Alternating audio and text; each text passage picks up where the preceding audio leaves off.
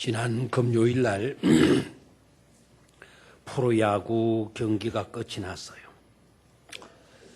삼성하고 두산이 마지막 한 게임을 두고 이제 승자를 결정하는 그런 시간이었는데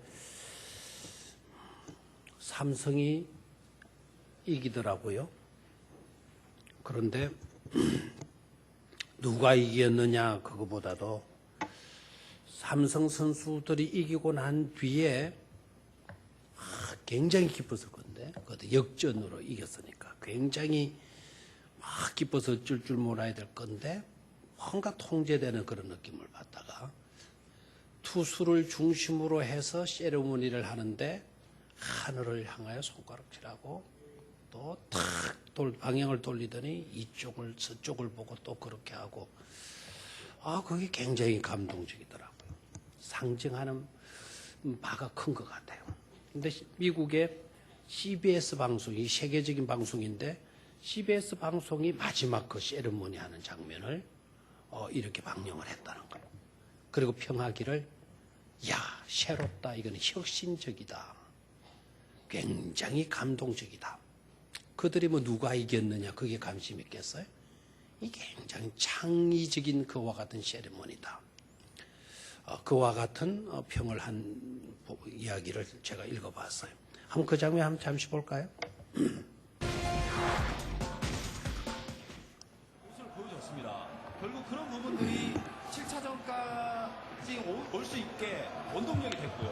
높게 떴습니다. 이 타구는 센터 쪽 잡아냅니다. 다시 한번 보고 계십니까? 들리십니까? 당신은 꿈꿔온 그 순간 삼성의 3연패입니다. 삼성이 들어서 2010년대에 힘으로 우뚝 서는 순간입니다. 자, 그야말로 2000년대 들어서는 최강팀은 삼성입니다. 바로 저 장면이죠. 하늘을 쳐다보게 했다. 저 하늘. 국민들을 하늘을 쳐다보게 했고, 그리고 미국 ABC가, 미국 CBS가 방송을 하면서 하늘을 쳐다보게 한 저 장면.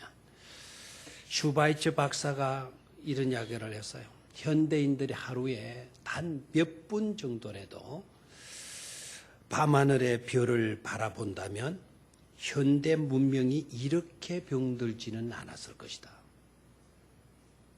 결국 현대 문명이 이렇게 병들어진 것은 사람들이 좀 여유를 갖고 밤하늘의 별들을 보지 않았다. 슈바이처 박사가 그렇게 지적을 했어요. 여러분 어떻습니까? 일상의 삶 속에서 얼마만큼 여러분 하늘을 바라보고 삽니까? 얼마만큼 땅의 일에 좀 눈을 떼고 하늘의 일에 눈길을 돌리고 있습니까? 저는 살기에 급해가지고 눈을 다른 데 돌릴 겨를이 없어요. 우리 연세 드신 분들에게 말씀을 드리면 저는 초저녁 잠이 많아가지고 밤을 쳐다볼 겨를이 없다고. 여러분, 우리 노력으로 우리가 어떤 일에 집착한다고 잘 살아드릴 수 있을 것처럼 착각하면 안 돼요. 하나님의 도우심이 우리에게 임해야만이 우리는 제대로 된 인생을 살 수가 있는 겁니다. 내가 땅의 일에 집착한다고 해서 일들이 잘 될 것이라 착각하지 마세요. 하나님이 도우심의 손길이 우리의 삶의 현장 속에 임하여서 그 손길로 어루만져 주시면 불가능의 문제도 거뜬하게 해결되는 그런 축복을 누리게 될 줄로 믿습니다. 그래서 옮겨져야 합니다라는 제목으로 말씀을 나눌 건데 첫 번째로 옮겨져야 될 것 돌입니다. 돌. 사망에서 생명으로 옮겨질 수 있어야 된다라는 것인데요. 주님께서도 그 필요를 아시고 나사로의 무덤을 찾아가셔서 거기에 모인 사람들에게 말씀을 하셔요. 돌을 옮겨 놓으라. 돌을 옮겨 놓으라고. 마르다가 딱 나서면서 하는 이야기가 뭔가 하니까 죽은 지가 나흘이 되었음에 벌써 냄새가 난다. 아마 주님께서 상황을 오판하신 것 같은 느낌을 받았던지 딱 나서 가지고는 죽은 지가 나흘이 되었음에 벌써 냄새가 난다. 마르다가 이와 같은 방식으로 말한다라는 것은 오라비에 대한 예의가 아니죠. 그리고 죽은 자에 대한 예의도 물론 아닙니다. 그러나 마르다가 그 사실을 그대로 이야기를 해요. 어쩔 수 없는 사실이기 때문에 죽은 자가 나흘이 되었고 벌써 냄새가 난다. 주님께서 오판하시는 것 같다. 상황을 잘 모르시고 있는 것 같다. 이 마당에 그 어떤 것이 소용이 있겠고 그 누가 와서 이 문제를 해결해 낼 수가 있겠나. 돌을 옮긴들 무슨 소용이 있겠나. 지금 완전히 끝난 상태고 완전 절망 상태인데 달리 어떤 길이 없다. 나흘이나 되었지 않냐. 벌써 썩어서 냄새가 질급하고 있지 않냐. 그러는 거예요. 그런데 우리 주님 그러냐. 내가 상황을 미처 몰랐구나. 말씀을 접으셨으면 좋았을 걸. 주님께서는 뭐라고 말해요? 그 마르다를 향해서 네가 믿으면 하나님의 영광을 보리라고. 내가 말하되 않더냐? 네가 믿으면 하나님의 영광을 보리라고 말하지 않더냐? 믿으면 영광을 본다라는 거예요. 믿고 그 돌을 옮겨 놓으면 네가 영광을 보게 된다라는 거예요. 그 영광이 바로 뭐겠습니까? 돌을 옮겨 놨다고 하나님의 영광이 드러나는 건 아니잖아요. 돌을 옮겨 놓음으로써 죽었던 자가 사망에서 생명으로 옮겨지는 역사가 일어나게 될 것이고 그런 역사가 일어나게 되면 하나님의 영광이 드러나는 것 아닙니까? 그래서 네가 믿으면 하나님의 영광을 보리라고 말씀을 하신 것입니다. 그럼 돌은 뭡니까? 그렇다면 여기서 돌은 하나님의 영광을 가로막고 있는 것이 바로 돌이잖아요. 우리들의 삶 속에서의 돌은 어떤 것일까요? 그 돌은 무덤의 문을 막은 것이죠. 사람이 죽으면 그 돌을 옮겨서 그 무덤 입구에 막아야 돼요. 그건 사람들의 방법이에요. 우리들이 그렇게 해야 된다라는 걸 알고 있는 상식이에요. 장례 방법이 우리나라하고는 좀 달라서요. 여러분들이 뭐가 뭔지 조금 이해가 안 될 수도 있겠지만 우리나라는 평토장하잖아요. 땅을 파가지고 봉을 해서 무덤을 만들잖아요. 근데 중동의 무덤은 굴을 파는 거예요. 굴을 파서 비탈에 굴을 파가지고 그 굴 속에 시신을 넣고 그리고 그 입구에다가 돌을 갖다 놓는 거예요. 그래 그 돌이 가려져 있다라는 것은 하나님의 영광이 가려진 것이다. 결국 그 돌은 우리들의 방식이에요. 우리들의 상식이에요. 우리가 살아가면서 하나님의 영광을 가로막는 내 판단이 우선될 때가 있어. 내 생각이 우선될 때가 있어.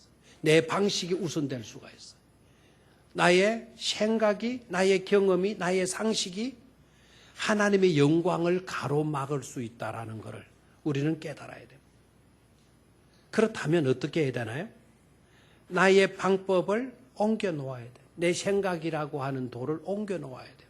내 방식이라고 하는 그 방법의 돌도 옮겨 놓아야 돼요. 상식이라고 하는 그 돌도 옮겨 놓아야만이 하나님께서 역사하시고 하나님의 영광이 드러나게 된다라는 겁니다. 또한 돌은 삶과 죽음의 경계선이에요. 돌 밖에는 산자의 세계죠. 돌 안에는 죽은 자의 세계예요. 우리 주님께서 돌을 옮겨 놓으라고 하는 이 말씀은 삶과 죽음의 경계선을 치워버려라, 거두어 버리라, 없애버리라 라고 하는 말씀이에요. 이게 믿음의 사람들에게 주어지는 특혜고요. 놀라운 은총이 아닐 수가 없는 겁니다. 삶과 죽음의 경계선이 없어지는 이것. 우리에게 주어진 놀라운 은총이에요. 요한복음 5장 24절 여러분 기억하시죠? 내 말을 듣고 나 보내신 이를 믿는 자는 영생을 얻었고 심판에 이르지 아니하나니 사망에서 생명으로 옮겨느니라라고 말씀하잖아요. 사망에서 생명으로 옮겨느니라.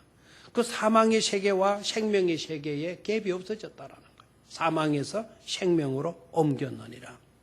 그러므로 믿음으로 사는 사람들의 특이한 점, 믿음이 정말 대단한 최고의 경지에 이른 사람들의 특징적인 모습이 어떻게 나타나는가 하니까 살아도 죽은 자 같이 보이고요. 살아있어요. 그러나 죽은 자 같아요. 고통과 고난 앞에서도 죽은 자처럼 담담하고 어떤 환난과 어려움이 있어도 평안한 거예요. 죽은 자 같아요. 문제가 있어도 흔들림이나 요동이 없어. 신앙이 최고의 경지에 이른 사람들의 모습이에요.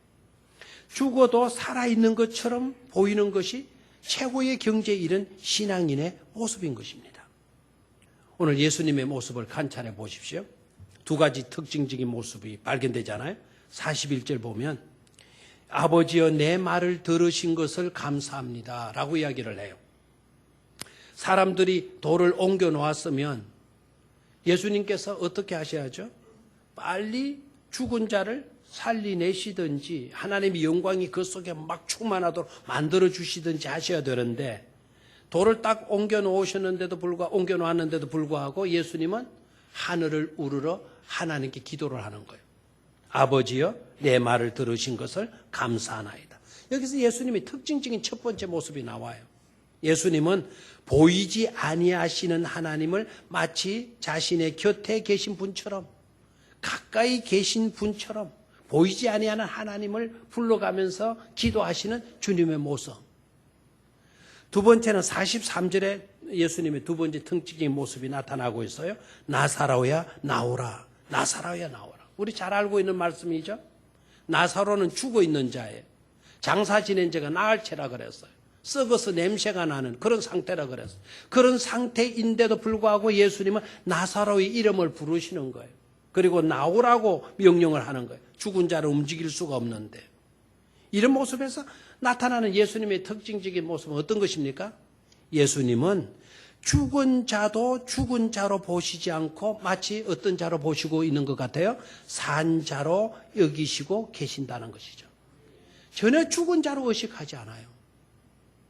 우리는 죽었으면 끝났다 그러고 죽었으면 난리 났다 그러고 죽었으면 완전 절망이다 그러고 썩어 냄새 나기까지 나니까 완전 포기할 수밖에 없는 상태다 이야기하는데 주님은 전혀 그와 같은 그것과는 상관없으시고 마치 살아있는 처럼 다정한 친구를 불러가지고 말씀하시는 것처럼 말씀하시고 있다는 게 주님의 특징이에요. 주님의 모습에서 나타나는 특징이에요. 이게 바로 예수님의 능력이고 하나님의 역사인 줄로 믿습니다. 그렇기 때문에 기독교의 신앙을 바로 가진 자라고 한다면 우리는 그와 같은 역사 앞에 확신할 수 있는 그런 믿음을 가져야 된다라는 거예요. 죽음을 두려워할 필요가 없다. 주님에게는 죽었어도 문제될 게 없어요. 전혀 문제로 보지 않아요. 상관하지 않아요. 죽었으니까 죽었다라는 걸 의식하고 말씀하지 않고 있는 것을 볼 수가 있어요. 쫑깔뱅이라고 하는 장로교 창시자인 이분이 이런 이야기를 해요. 어떤 사람이 죽음의 문제 앞에서 마음을 진정시킬 수 없다면 우리 죽음 앞에 놓였을 때 내 마음을 진정시킬 수 없이 불안해하고 초조해하고 막 그냥 어쩔 줄 몰라하는 그런 상태에 있다면 그는 아직 그리스도를 믿는 믿음이 충만하지 않다는 사실을 깨달아야 된다. 만약에 내 모습이 그러하다고 한다면 나는 믿음 있는 자가 아니다라는 거예요. 자신의 죽음을 즐겁게 고대하지 못하고 마지막 부활의 날을 고대하지 않는다면 우리는 그리스도의 학교에서 아무런 진보를 이루지 못한 것이다라고 이야기를 해요. 이 말은 무슨 말일까요? 예수님의 학교, 그리스도의 학교에 입학은 했으나 입학한 그 상태에 머물러 있다라는 거예요. 믿음이 조금도 성장하지 않았다라는 거예요. 1학년이 됐으면 2학년이 돼야 되고 6학년이 돼야 이렇게 돼야 되는데 전혀 진보를 이루지 못한 입학 상태에 그들이 있는 것이다라고 지적을 해요. 저와 여러분들에게는 죽음이 문제되지 않는 것임을 확신할 수 있게 되기를 축원합니다. 왜 문제가 되지 않아요? 예수님께서 죽음 자체를 문제지 하지 않았으니까. 예수님에게는 죽음 자체가 의미가 없으니까 죽어도 살고 살아서 믿는 자는 영원히 살게 될 것 아닙니까? 부활신앙이 우리에게 주어졌다면 우리는 걱정할 바가 없는 줄로 믿습니다. 그래서 돌을 옮겨 놓으십시오. 올바른 신앙을 갖는다라는 것은 나사로가 살아나는 것보다도 더 중요한 거예요.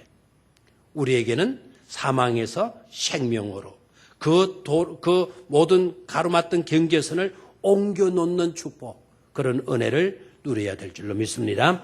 두 번째로 우리가 옮겨져야 합니다 해서 두 번째는 눈이에요. 눈. 한번 따라 하시면 땅의 눈에서 하늘의 눈으로. 자, 41절 보시면 예수님께서 눈을 들어 우러러 보시고 라는 말씀을 하시죠. 자, 이 말씀에다가 밑줄을 그어 놓으십시오. 자, 돌을 옮겼어요. 돌을 옮겼으면 우리 주님께서 죽은 자를 살려내셔야 될 것 같은데, 그런데 돌을 옮겨 놓으시고는 하나님께 뭐 하십니까? 기도하시는 거예요. 무엇을 의미하는 것일까요? 여기서 우리가 깨달아야 되는 것은 하나님과 끊어진 관계를 예수님은 이어놓고 계시는 거예요, 지금. 마르다가 왜 탄식합니까? 썩었다고, 냄새가 난다고, 장래 지련제가 나흘이 되었다고. 왜 이렇게 나오는 겁니까? 하나님과의 관계를 생각하지 않아서 그래요. 그래서 예수님은 하늘을 우러러 보시고, 너네들이 하나님 없이 살고 있구나. 땅의 것에 너희들이 너무 집착하고 있구나. 죽음의 문제에 너희들이 완전히 포로가 되어서 잡혀 있구나. 이럴 때는 하나님을 바라봐야 되는 거예요. 하나님의 관계를 이어놓으시기 위하여서 예수님께서는 기도하시는 거예요. 무덤 안에 죽은 시체를 봐야 될 것 같은데 무덤 안에 죽은 시체를 보지 않고 하늘을 우러러 보시고 계십니다. 문제를 보지 않고 문제를 해결하실 주님을 바라보고 계시는 거예요. 절망을 향하지 않고 가능케 하시는 하나님을 향하고 있는 것이죠. 인간의 끝을 바라보지 않고 새롭게 시작하시게 될 하나님의 보좌를 바라보시고 계시는 거예요. 이것이 중요한 것입니다. 또한 우리 주님은요, 하늘을 우러러 기도를 하시는데 사람들 앞에서 기도를 하셔요. 그리고 소리를 내어서 기도를 하시는 거예요. 도무지 왜 예수님이 이렇게 기도하시나? 하늘 끊어진 하나님과의 관계성을 이어놓기 위함에 있고요. 또 하나는 우리 주님은 엄밀하게 기도하라고 산상수훈에서 우리에게 가르쳐 주셨어요. 이방인들 같이 기도하지 말고, 사람에게 보이는 그런 기도하지 말고, 사람 들으라고 하는 그런 기도하지 말고, 엄밀한 가운데 계시는 하나님께 엄밀히 기도하도록 해라. 우리에게 그렇게 기도를 가르쳐 주신 분이신데 왜 정작 자신은 오늘 사람들 앞에서 기도하는 겁니까? 소리를 내서 왜 기도하시고 계시는 겁니까? 이유는 뭘까요? 예수님께서는 가르친 것하고 그리고 자신의 삶과는 상관이 없고 이율배반적인 그와 같은 삶을 사시고 계시기 때문일까요? 그렇지 않습니다. 오늘 주님께서 사람들 앞에서 하늘을 우러러 소리내어서 기도하신 이유는 백성들 때문에 그래요. 거기에 모여있는 사람들 때문에 그래요. 도무지 땅의 일에 얽매여 가지고 하늘을 볼 줄 모르는 사람들에게 하늘을 바라본다라는 것이 이토록 중요한 것이다. 그것을 바로 행동으로 나타내 보여주신 것이잖아요. 모세는 온통 불뱀에 물려 죽어가는 이스라엘 백성들, 그들을 위해서 하나님께 기도하잖아요. 그래 하나님이 응답을 해요. 네가 구리뱀을 만들어서 장대에 매달아 놓고 백성들로 하여금 그 구리뱀을 쳐다보도록 해라. 그러면 살게 될 거다. 그래서 모세가 구리뱀을 만들어 가지고는 장대에 높이 매달아요. 그리고 불뱀에 물려 죽어가는 백성들을 향해서 너네들 땅만 쳐다보지 말아라. 장대에 매여있는 구리뱀을 놋뱀을 바라보도록 해라. 그러면 너네들이 산다. 막 외쳐요. 그랬더니 개중에는 진짜 모세의 말대로 장대에 달려있는 놋뱀을 바라본 적 살더라. 성경은 바라본 사람들은 살아나게 되었다라는 거예요. 그런데 대다수의 사람들 안타깝게도 무슨 소리 하냐? 노뱀은 가만히 있는 거다. 그거는 생명도 없는 뱀이다. 그리고 지금 불뱀, 이 땅에서 꿈틀거리고 다니는 이 불뱀은 살아있다. 혀를 날랑거리면서 언제 나를 공격해 올지 모르는데 이 마당에 내가 노뱀을 바라보라고, 위를 쳐다보라고, 말도 안 되는 소리 그만들 하라고. 막 이렇게 나온 자는 결국 그 불뱀에 물려서 죽고 말았다는 것 아닙니까?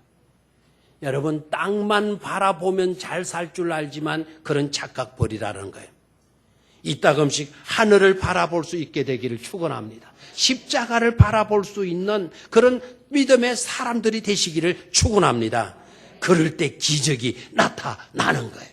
하나님의 도우심이 그럴 때 우리에게 임하게 되는 것임을 깨닫기를 축원합니다.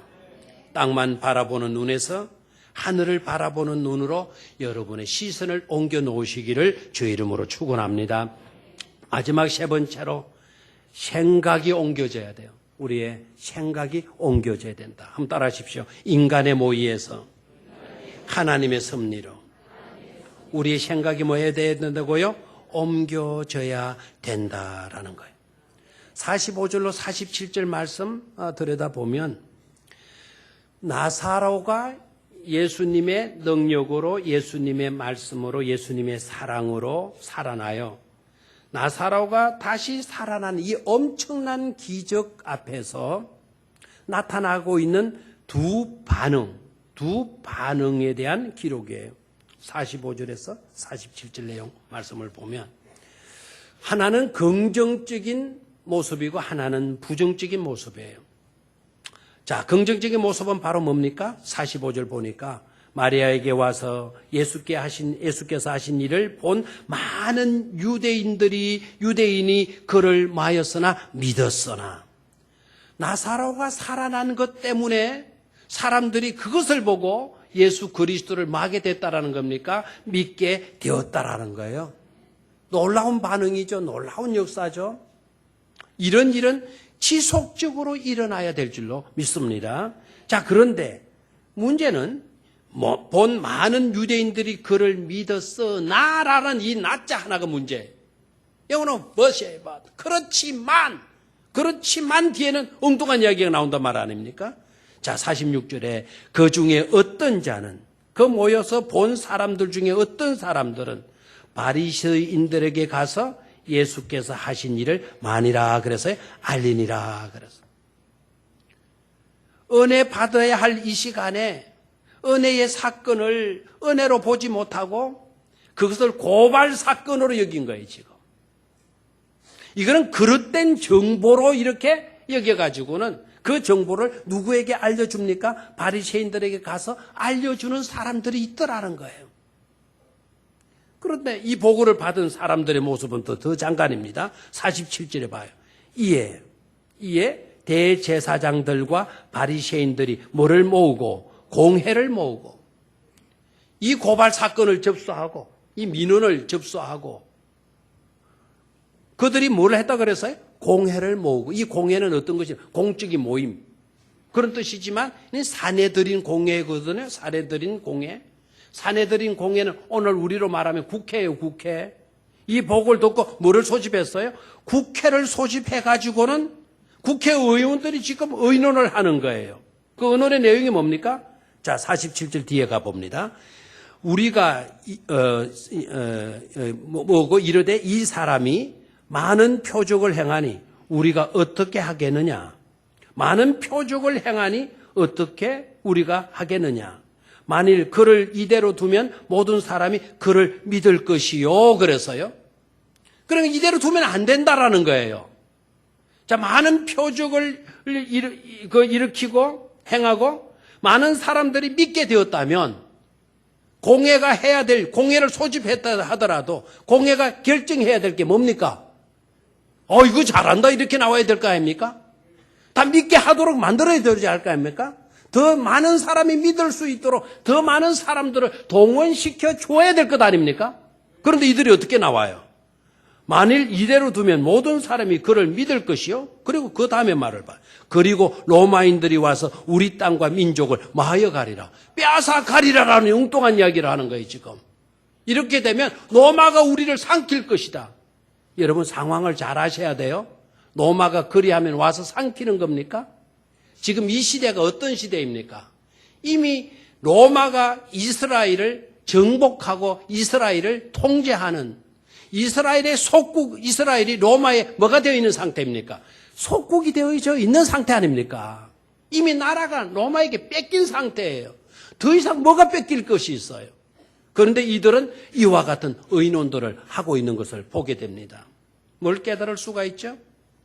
이들은 사람의 생각으로 하나님의 역사를 지금 외도하고 있는 것이죠.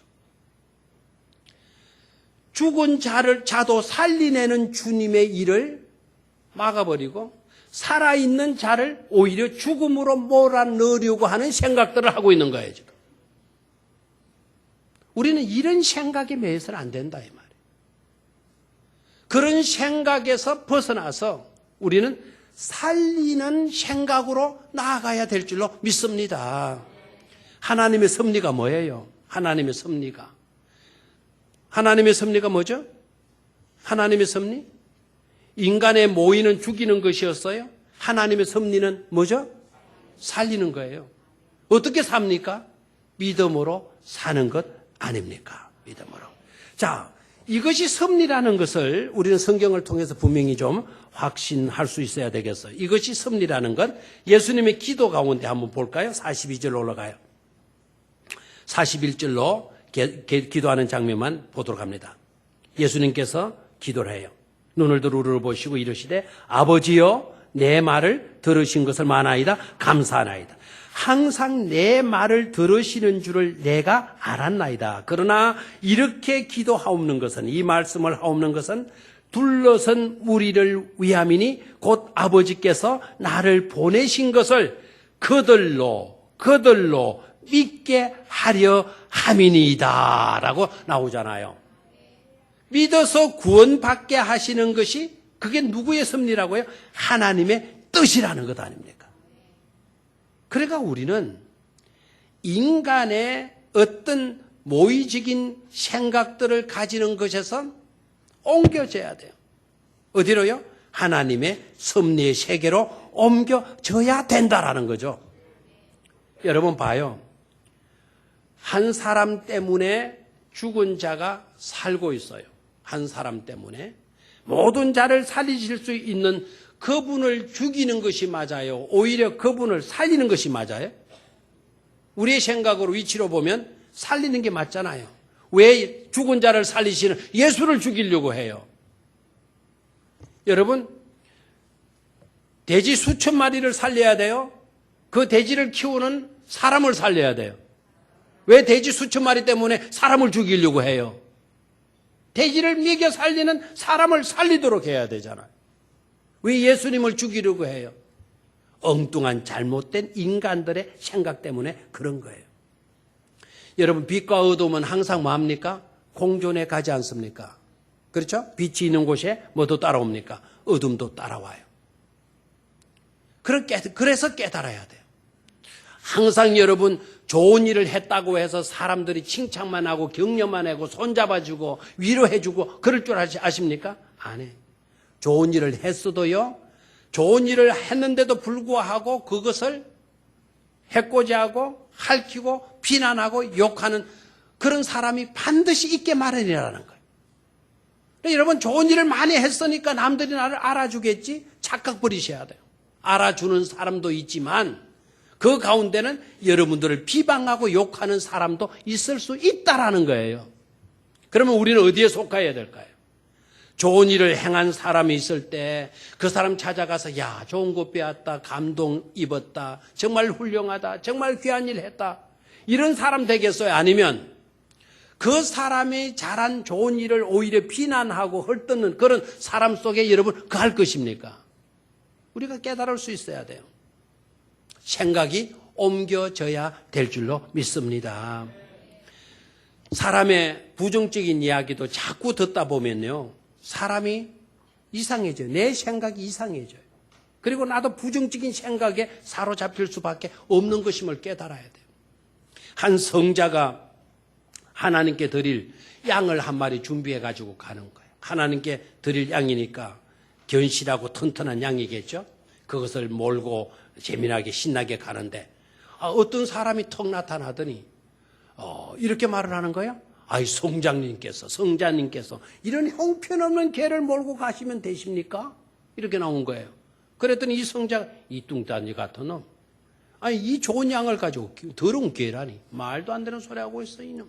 돌았나 이놈이? 하고 이제 그 양을 몰고 가는 거예요. 그런데 어느 쯤 가니까 또 어떤 사람이 불쑥 나타나더니 아니 성자님께서 이 형편없는 개를 몰고 가면 되십니까? 이거 몰다 가서 뭐 하시려고 그러십니까? 그랬더니 성자가 생각이 조금 이상해지는. 이놈 봐라. 이게 왜 형편없는 개냐? 이상하게 생각하고 이놈도 별놈들 다 봤다. 그러면 또 길을 가는 거예요. 또 얼마쯤 가니까 세 번째 어떤 놈이 또 나타나더니 아이 성장님, 아니 형편없는 이런 개를 성자님이 몰고 가시면 어떻겠다는 말입니까? 딱 이렇게 이야기를 듣는 순간 성자의 생각이 딱 달라져. 아니 나는 이게 좋은 양인 줄 알고 몰고 왔는데 이게 더러운 개인 모양이다 하고 그 양을 버렸다는 거예요. 버리고 나니까 그 새 놈들이 산적들인데 그러니까 산적들이 아이고 해가지고 그 양을 끌고 가서 잡아먹었다 그러잖아요. 여러분 무슨 이야기일까요? 안 좋은 이야기, 엉뚱한 이야기도 계속 그 이야기를 집중해서 말하게 되면 우리가 거기에 넘어간다라는 거예요. 이 국회의원들이, 사내인 공회의원들이 왜 예수님을 죽이려고 그렇게 하는 거예요? 고자질하는 그 사람들. 은혜의 역사가 나타난 그 현장 속에서 은혜 받아야 할 시간에 은혜 받지 못하고 오히려 이 사람은 죽여야 돼. 그런 생각에 집착한 사람들, 이런 사람들 찾아가서 이야기하고 하니까 그만 예수를 십자가에 못 박아 죽이는 엉뚱한 잘못을 저지르고 말잖아요. 그럴 때 가야바라고 하는 한 사람이 나타나죠. 이 사람이 나타나서 무슨 소리냐? 예수를 왜 죽여야 하느냐? 그분은 우리를 위해서 유익한 일을 하고 있지 않느냐라고 변호를 하지만 가야바의 이야기를 누구도 듣지 않은 거예요. 왜요? 엉뚱한 부정적인 생각에 사로잡혀 있는 그들의 생각에 그들이 이미 포로가 되어 있었기 때문이죠. 사랑하는 성도 여러분, 우리는 그런 생각에서 옮겨진 축복의 성도들이 되셔야 될 줄로 믿습니다.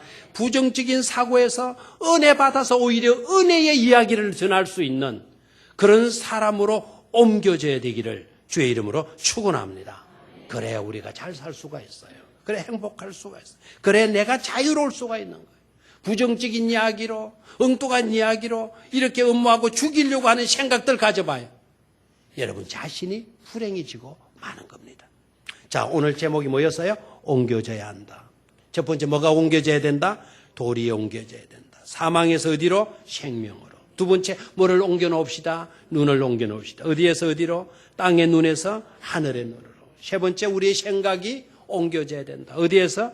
인간의 모의에서 하나님의 섭리로 생각을 옮겨놓을 수 있기를 주의 이름으로 축원합니다.